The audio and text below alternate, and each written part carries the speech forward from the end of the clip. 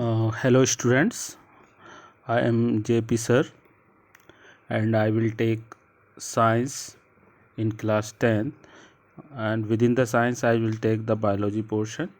So in our syllabus we have 6 chapter.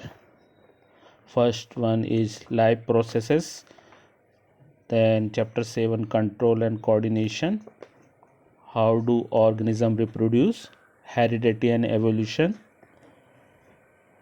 and our environment, and last management of natural resources. So we are starting chapter 6, that is the life processes, and other portions are physics and chemistry, and these will be taken by some other teachers.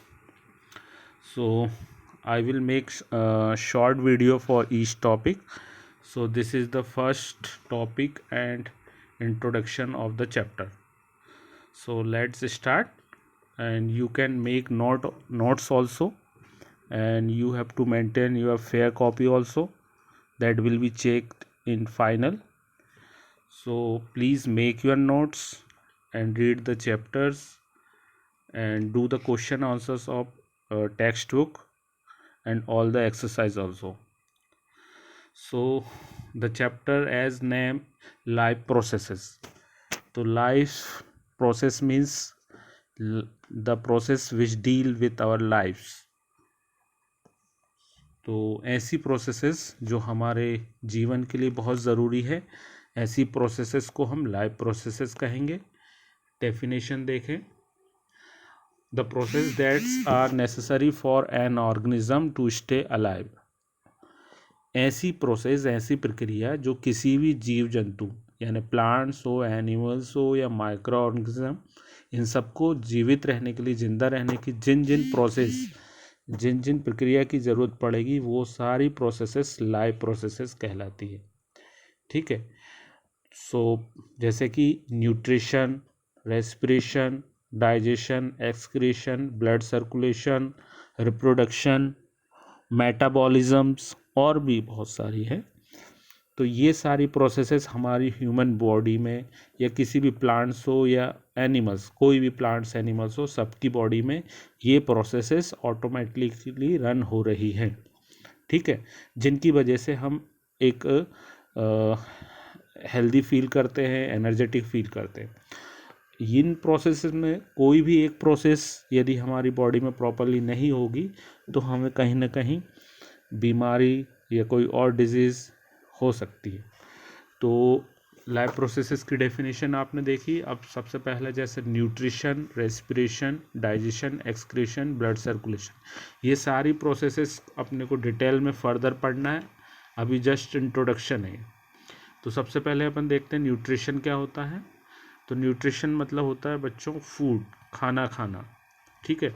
और उससे energy प्राप्त करना. तो the process in which an organism takes in food, utilize it to get energy for growth, repair and maintenance, and excrete the waste material from the body. This is called nutrition. यानी कि कोई भी living organism वो खाना खाए और उससे energy मिले, एनर्जी मिलने के बाद उसकी ग्रोथ हो, और कुछ सेल्स जो डैमेज हो जाए, ब्रेक डाउन हो जाए, उनका रिपेयर हो, और बॉडी मेंटेनेंस रहे, और जो भी वेस्ट मटेरियल अपनी बॉडी से प्रोड्यूस होंगे वो अपनी बॉडी से एक्सक्रीट आउट हो जाए, मतलब बाहर निकल जाए. तो ये कंप्लीट प्रोसेस कहलाती है न्यूट्रिशन. ठीक. सिंपल भाषा में कहें तो खाना खाना, खाना का पचना और उससे एनर्जी मिलना, और जो अनवांटेड फूड मटेरियल है अपनी बॉडी से बाहर निकल जाना. सो इसको न्यूट्रिशन कहेंगे. न्यूट्रिशन मेनली दो प्रकार का होता है, autotrophic nutrition and heterotrophic nutrition. Autotrophic nutrition वो होगा जिसमें ऑर्गेनिज्म अपना फूड खुद सिंथेसाइज करे. For example plants they made their own food by help of photosynthesis. But heterotrophic nutrition, in which organism depend upon the other organism for their food, are called heterotrophic nutrition. So इसको भी हम detail में पढ़ेंगे आगे. तो ये nutrition था. Then main बहुत ही इम्पोर्टेंट लाइफ प्रोसेसेस है रेस्पिरेशन. तो respiration is a biochemical process in which the cells of an organism obtain energy by combining oxygen and glucose, resulting in release of carbon dioxide, water and ATP. यानी कि respiration जो है एक biochemical process है। Biochemical यानी chemicals इसमें कुछ form होते हैं, ठीक है। तो इसमें क्या होता है, जो हम ऑक्सीजन इनटेक करते हैं वो ऑक्सीजन फर्दर ब्लड में जाके ग्लूकोज को डाइजेस्ट करती है। अब ये ग्लूकोज कहाँ से आएगा, जो अपन ने न्यूट्रिशन लिया था वहाँ पे फूड डाइजेस्ट होगा, डाइजेस्ट होके वो सबसे लास्ट में ग्लूकोज बनेगा, और जो हम रेस्पिरेशन में जो ऑक्सीजन ले रहे हैं उस ग्लूकोज को ऑक्सीजन की हेल्प से और फर्दर ब्रेक डाउन करेंगे, और ब्रेक डाउन करने पे हमें क्या मिलेगी, कार्बन डाइऑक्साइड मिलेगी और वाटर एंड एटीपी। एटीपी जो है एनर्जी का केमिकल फॉर्म है, एडिनोसिन ट्राइफॉस्फेट बोलेंगे, ठीक है। ये अभी इतना समझ लो, ATP is the molecule of energy.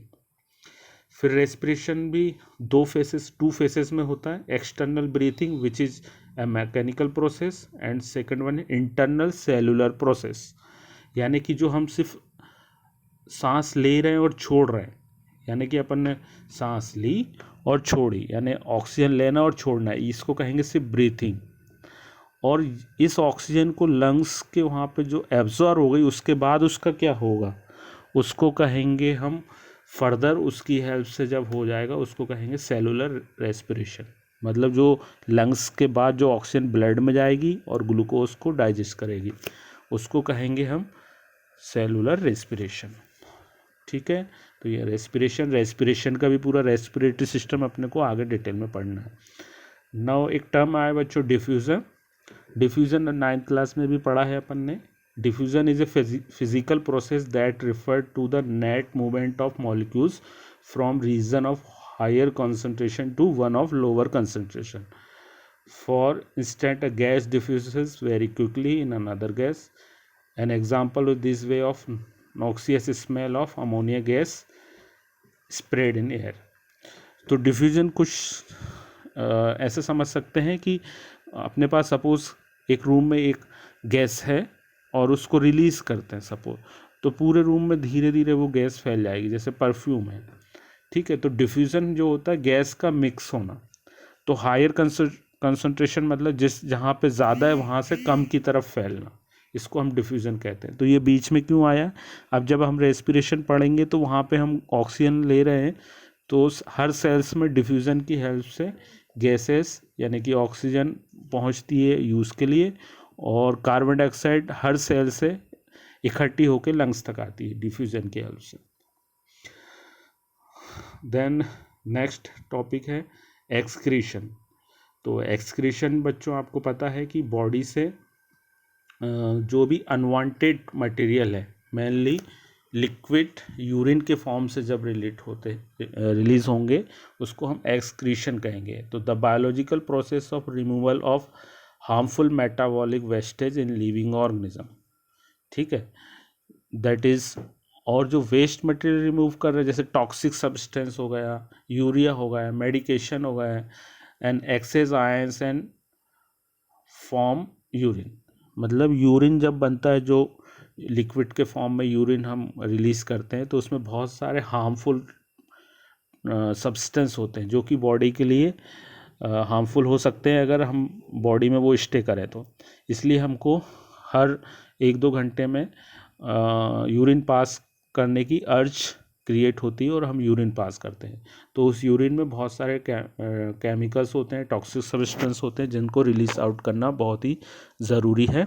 इसलिए कभी भी हमें बहुत देर तक यूरिन को कंट्रोल करके नहीं रखना चाहिए, यूरिन को टाइम टू टाइम पास करते हुए रहना चाहिए। तो ये होता है एक्सक्रीशन। इसमें पूरा किडनी, यूरेथ्रा और भी बहुत सारे यूरिनरी ब्लैडर, ये सब ऑर्गन हैं। इसका एक्सक्रीटरी सिस्टम अपन पूरा डिटेल में पढ़ेंगे। तो बच्चों ये एक मैंने रफ आइडिया दिया है कि इस चैप्टर में क्या क्या है।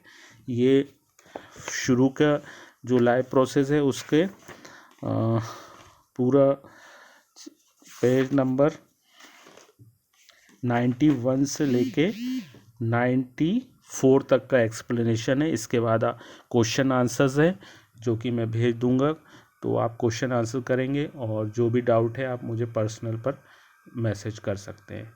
So thank you for watching this. Thank you.